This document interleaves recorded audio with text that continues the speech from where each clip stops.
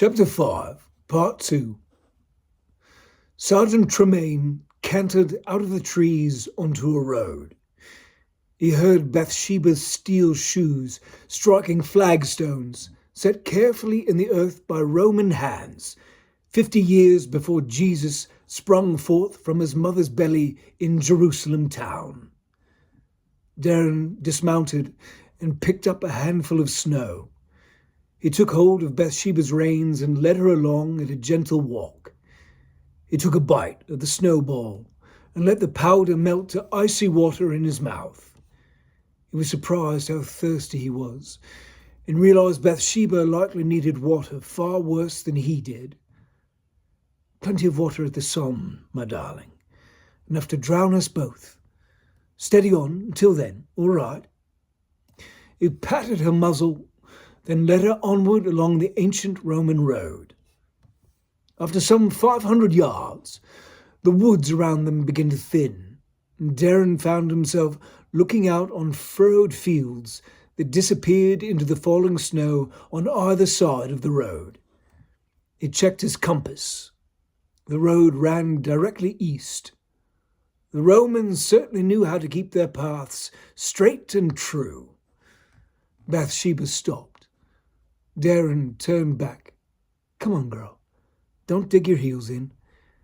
I promise I'll get you to water. If you lay down now, I'll have to leave you, and no one wants that, eh? Come on. He gave a gentle, steady pull on the reins, and she relented, following. Another 1,000 yards on, out of the gloom in the field to the south of them, a towering grain silo beside the large black rectangle of a barn rose up. It hovered on the edge of Darren's vision like some massive, ghostly castle. Where there was a silo, there might be grain. Where there was a barn, there should be water. If the Germans had not pillaged it bare, there would be oats, or at least hay, in ready supply. Darren looked back. No pursuing army. Yet. He worried his lower lip. The monsters chasing him were apt to rise up out of the night and snow as unannounced as the barn and silo had. But without a proper feed and watering, he sensed that Bathsheba would resist if he tried to remount now. If the men chasing them caught him on foot, he would quickly be as dead as they were. Darren led Bathsheba into the field toward the barn and silo. The wind whipped snow in little whirlwinds of stinging ice, striking his cheeks and forehead. As they reached the barn's leeward side, the buffeting calmed, blocked by the tall grey wood facade. Darren looked again for the coming horde, but still no sign of anything coming. He held Bathsheba's lead with one hand and grabbed the right-hand door, fighting it open through drifted snow until it was wide enough to walk Bathsheba into the blackness of its interior. He led her in. It was dark as pitch in the barn, but the respite from the biting wind and falling snow was welcome. Darren rummaged through his saddlebag for his flashlight. He found it and flicked it on, playing the beam through the empty stables until it found a waiting water trough and feed bin. Jackpot. Bathsheba smelled the water and grain. She pulled ahead of Darren and ducked her head to the trough, slurping the cold water down, slaking a life-threatening thirst. Darren undid her bridle while she drank and pulled the crown over her ears. He slipped the bit out of her mouth and stood back as she moved to the feed and began gorging herself. He scanned the barn and found a tin bucket. He edged in next to Bathsheba and filled it with grain, then dumped it into his saddlebag, replenishing the nearly empty stores. He hoped they would both live long enough to empty it a second time. As he set the bucket down, he heard the distinct click-clack of a pistol hammer being cocked. Darren rose slowly and froze as he felt the steel barrel press hard against the back of his head. Are you living? Or are you dead? Asked a raw-voiced Irishman. For the moment, friend, I'm alive and well, and hoping you've no plans on changing that situation. I've enough to worry about as it is, Tremaine replied. Come about slow. Give me your torch and show me you're not a walking corpse, or I'll scatter your brains to the wind, eh? Darren nodded. Understood. Darren held up the flashlight, and the man took it from him. Come around, slowly now, said the man. The barrel eased off Darren's head as the man holding the pistol stood back. Darren turned, hands raised. The flashlight shone over his body, revealing a stained uniform but no wounds to speak of. There was a grunt of relief, and Darren heard the pistol hammer release. I'm Darren Tremaine, Lancers. Patrick O'Neill, Irish fucking Fusiliers. Have you been here long? Asked Darren. What? I said, have you been here long? Darren repeated. I don't know. Maybe 2, 3 days? What day is today? Tuesday. Going on Wednesday. Fucking hell. Day and a half then. They captured my company on Good Friday. Butchered us. For days, the bloody fuckers. I ran when I could. Darren nodded. I think we found another of your company on the road. A sergeant from the Irish Fusiliers. Finn? Was it Finn Kelly? I'm sorry, I don't recall his name. I'm guessing it was him. Only other man I saw make a run for it. Couldn't do a fucking thing for the rest, you know. Good old Finn. A right cunt, but a funny fucker when he chooses to be. Patrick laughed. You should have seen it. Their boss man, this big bald-headed bastard in a Scots plaid kilt, fucker been shot through the eye. He puts our captain to the cross and sets Will Trumbull on fucking fire. But this dim, one-eyed cunt has petrol all over himself, so it sets its kilt on fire too. And while all the other Roman bastards are laughing at their burning boss, Finn Kelly has the last laugh. He makes a run for it. Hops the bags and the fucker's off and gone into the night. Well, sir, as you can imagine, that one-eyed twat who's now burnt his kilt and his bollocks, he leads all his lads at a mad dash after Finn. He left me in the pit. I shook loose and fucking ran myself. Fucking Finn. Is he still alive? I don't know. Last I saw him, he was. Darren patted Bathsheba and set her bit back between her teeth, then pulled the crown and bridle onto her. Good old fucking Finn. Did you see any of them fucking Romans on the road? Patrick asked. Romans? Aye, fucking Romans. Talking back and forth in their Latin when they sliced and diced us up. It was either a bunch of fucking priests or they was Romans. Did you see any of them? I can't say if they were Roman or not, but I've seen plenty of them out there. How many, do you think? Thousands. Look like thousands of them. Darren heard a sharp gasp from behind the flashlight. What? Thousands? You've seen thousands? Fucking hell! Are they after you? I don't know. They were, but my mates and I split and rode in different directions. I don't know if they followed me or not. Fucking hell. You're right about that. You brought them straight to me.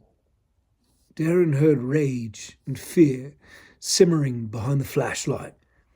You brought them straight fucking to me. Darren eased his hands up. He heard the pistol hammer cock back again. Patrick, I'd no idea anyone was in here. Don't shoot. If you kill me, you know as well as I that I'll rise up and finish you, and not of my own accord. All I wanted was to water my horse, that and the feed I've already taken. That's all. I've no wish to stay here. I'll put you in harm's way. Put down the pistol, and I'll be gone. I'll lead them away from here. Give my word. Please don't shoot me. You fucking English. Your fucking word. Your bloody fucking word. You bloody fucking bastard. Darren could make out the Webley pointing at him over the flashlight. The pit of its barrel blacker than the surrounding dark, its ending sitting chamber, his ending sitting chambered on the far end of it. He felt surprisingly calm, as some neurochemical flushed into his brain to ease his ending. Flashes of his too short life zipped through his mind's eye at dizzying speed. Mother, father, loving brothers, tears and laughter, first broken bone, first shave, first kiss, first breast, first climactic orgasm, its little death, sweet and thrilling, kinder than any big death could ever be. Drudgery of school, dissolution until he found his path, then horses and bridles, saddle soap and sabre oil, rifles and parade, uniforms and first moustache, then last kiss, last fuck, last fight, last laugh, last kill, last ride. The blur of every horror since Good Friday whipped past, and then he was there in the barn, standing before his end, and the brevity and emptiness of it all were near to overwhelming. Then the barrel disappeared as Patrick lowered it. There was bitter laughter in the dark. Aye, if I kill you, you'll just rise up and lightly nail me to the wall. Cut off my bollocks and watch me bleed, wouldn't you fucker? Darren kept his hands where they were. He nodded. Yes, that's the least of what we've seen them do. You fucking English, said Patrick. Darren heard the emotion shifting from terror and rage to tears. You see my fucking barn and decide you'll take it for your own, just like you see everything else in this fucking world, like your fucking God set it down here for you and your fucking king? Well, we'll see who has last laugh now, eh? Because I think it's going to be you gets nailed to the wall and not me. Bang! Darren's ears rang with the sound. He saw Bathsheba rear up. The flashlight seemed to move in slow motion for a brief moment, then it fell fast, its yellow beam cutting through the darkness in a dizzying flash and final bounce as gravity stuck it to the hard-packed dirt floor. Darren heard the muffled thud as Patrick's dead body hit the ground in the darkness beyond the beam. Darren scrambled for the flashlight. He grabbed it and searched the darkness with his weak yellow light until it played across the twitching body, its boots kicking and quivering one last time as they got the news that the brains guiding them had been scattered across the barn wall next to the fresh corpse. Darren shined the light up along the body, found the bloody mess that had been a skull. The Webley had been set to Patrick's right temple and fired straight across, taking a good portion of cranium and scalp with it on the exit. Darren dry heaved at the unanticipated scent of fresh brains and blood. One final twitch and Patrick stopped moving. Darren knew what was coming. He wanted to run. Had he not known that running was a pointless act, he would have. He steeled himself. He shifted the flashlight to his left hand and drew his saber.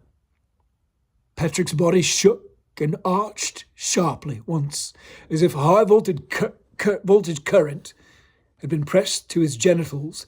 Then, faster than Darren could have imagined, Patrick was on his feet and running toward him. Darren swung the saber in a low arc. In the flashlight's beam, he saw the saber strike the side of Patrick's knee and stick fast, halfway through, lodged between the femur and fibula. Then Patrick hit him, almost concurrent, hot, stinking breath shrieking into his ear, and the flashlight went flying, spinning away into the darkness. Hands fought to get under Darren's chin as they fell, strong fingers grasping for his windpipe. Darren tried to hold the hands at bay with his left and punched up with his right. He swung as hard as he could, and after the first miss, he found Patrick's bloody head and cracked skull. He felt the sharp edges of shattered skull bone bite into his knuckles, but he kept punching, heedless of the pain. One of Patrick's hands got under his chin and started shoving his jaw up and to the side. He felt the nakedness of his throat, its pulsing arteries revealed, and imagined teeth hitting that skin and tearing in, savaging through neck muscle and rending life-delivering arteries. Darren heard Bathsheba whinny and buck. Then a sudden storm of hooves smashed into he and Patrick. Bathsheba's forelegs knocked them both sideways. As her back legs caught them in the wash, Darren was kicked in the ribs and went tumbling away from Patrick's thrashing body. He saw Bathsheba hit the barn doors and bolt out into the snow. Darren sucked in a breath and leapt to his feet and raced after her. In the field he saw her, 40 yards away, stamping and calming herself. Darren ran toward her. He glanced back. Patrick was standing in the barn door, staring at Darren with dim glee out of his shattered head. He reached down and grabbed the pommel of Darren's saber, then wrenched it free. The ruined leg nearly buckled, but somehow held, and he started after Darren, dragging the broken leg behind him, building speed as he found that it would not bend, but had not broken under his weight. Darren covered the first 30 yards at a sprint. As he neared Bathsheba, he slowed, desperate not to spook her. If she bolted, he doubted he would catch her, and most certainly could not control whether she ran back toward the army hunting him or not. He eased forward, all focus on her, trying to ignore the man halting across the field toward him like some reborn Richard the fucking Third.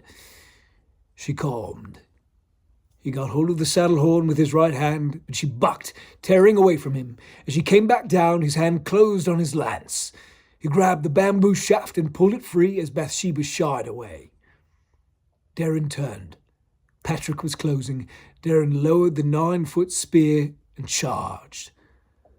The lance head hit Patrick square in the chest. It shoved through the sternum and stuck in his spine. Darren held fast to the pole and spun hard to the left, twisting Patrick like some speared shark, so that all his weight shifted onto his ruined right leg. Darren heard the patella tendon's leathery pop, and the other ligaments snapped like rubber bands. The leg folded the wrong direction. Patrick went down with a scream of rage. Darren shoved forward, pressing the lance down, pinning Patrick like some butterfly, sadistically war-mounted by a hideous-natured child. Then Darren twisted the lance hard, opposite direction, and it tore free from the spine. Darren backed away from Patrick, whose upper body was still jittering. The lower half, with its right leg stuck in a perfect right angle in the incorrect direction, was immobile. But Patrick still took a weak swing at Darren with the saber. Darren kept his distance. He hauled back and thrust with the lance, spearing through Patrick's neck. Once, twice, 3 times. Then he stopped counting. He thrust again and again until finally the head lolled free. Darren watched his saber fall away from Patrick's clutching fingers. Darren caught his breath and realized he was weeping. He wiped the tears away and circled warily. There was no movement, but Darren did not care. He slid the point of the lance through the saber's guard and dragged it away from the corpse.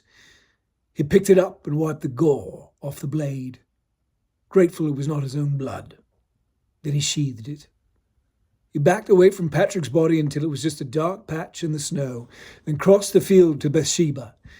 He felt her terror. He knew it mirrored his own. He stuck the butt of the lance in the ground and mastered his emotions. Then he calmly walked to her. She let him take her reins. He got 1 foot in the stirrup. Then, as he had 1,000 times, he was up and in the saddle. She followed his lead to the lance. He pulled it from the ground and slid its loop over his shoulder. Then he settled Bathsheba to stillness. He searched his pocket and found his compass. He checked his bearings and turned Bathsheba until they were facing southeast toward the Somme. Reach the river, find a crossing. Follow it west to the canal. Follow the canal to the barge. Wait for morning to come. Easy peasy. He looked again to Patrick's corpse. It had not stirred. Beyond it, he saw the light from his flashlight glowing faintly in the barn. He considered venturing in to get it. Then he laughed, bitter and ironic. No, no, no, no. No chance in hell he was going to do that. He gave Bathsheba's flanks a gentle kick and cantered her across the field, over a small farm road, and into the dark woods beyond, allowing his flashlight and Patrick's mutilated corpse to rest where they were, decomposing into their base atomic particles until the end of time.